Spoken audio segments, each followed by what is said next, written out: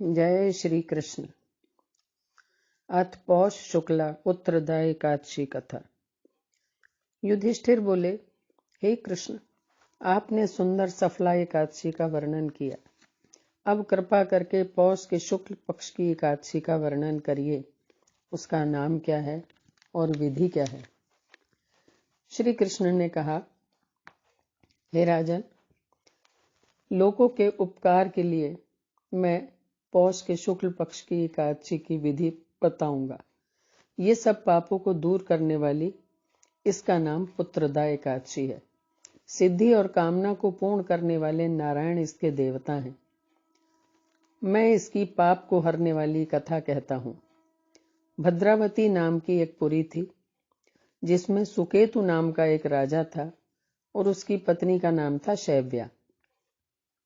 उस राजा के कोई पुत्र नहीं था। बहुत दिनों तक राजा चिंतन में लगा रहा, परंतु पुत्र नहीं हुआ। उस राजा को राज्य और पुर में कहीं भी सुख नहीं मिलता था। अपनी रानी के साथ प्रतिदिन दुखी रहता था। वो दोनों राजा रानी चिंता और शोक में डूबे रहते थे। मन में निराश हो गया और उसे ये लगता था कि पुत्रहीन मनुष्य का जन्म निष्फल है। बिना पुत्र के घर सूना है। जिनके घर में पुत्र हैं, उन्हीं का इस लोक में यश होता है, परलोक में गति होती है। जिन पुण्यात्माओं को सैकड़ों जन्म का पुण्य होता है, उनके ही पुत्र और पौत्र होते हैं। पुण्य और भगवान की भक्ति के बिना धन और विद्या नहीं मिलती, ये मेरा सिद्धांत है। इस प्रकार राजा दिन रात चिंता में मग्न रहता था। एक दिन उसके मन में आत्महत्या का विचार आ गया, किंतु उसने ये सोचा कि परलोक में दुर्गति हो जाएगी, इसने ये विचार छोड़ दिया।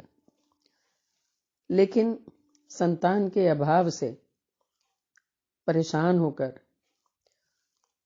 घोड़े पर बैठकर राजा घोर वन में चला गया। बहुत निराश था। पुरोहित आदि किसी को यह बात पता नहीं लगी। वन में इधर उधर घूमता हुआ थक गया। चिंता करने लगा कि मैंने ऐसा कौन सा बुरा काम किया है, कौन सा ऐसा पाप किया है। मैंने यज्ञ और पूजा से देवताओं को संतुष्ट किया है। ये सब करने पर भी मुझको ऐसा कठिन दुख क्यों मिला?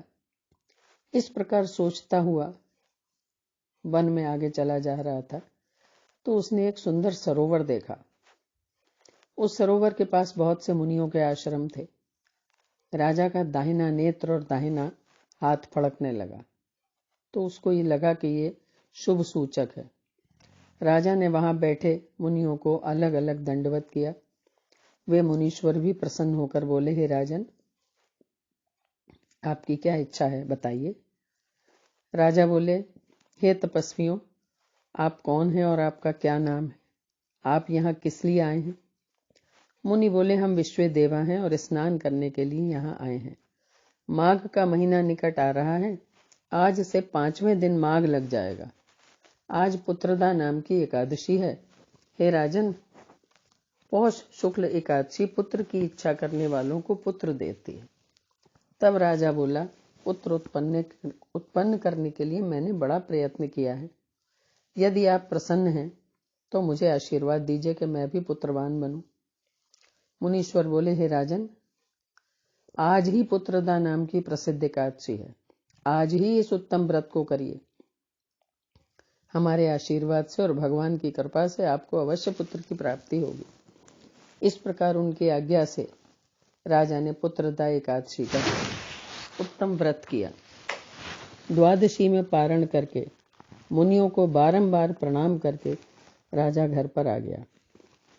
व्रत के प्रभाव से समय पर तेजस्वी और पुण्यात्मा पुत्र उत्पन्न हुआ। वो बालक पिता को प्रसन्न रखता था। फिर वो गद्दी पर बैठकर प्रजा का पालन करने लगा। इसलिए पुत्रदा एकादशी का व्रत करना चाहिए। इस पुत्रदा एकादशी का व्रत जो भी करता है, वो मनुष्य इस लोक में पुत्र को प्राप्त कर मरने पर स्वर्ग को जाता है और उसको सद्गति प्राप्त होती है। बोलो श्री कृष्ण भगवान की जय।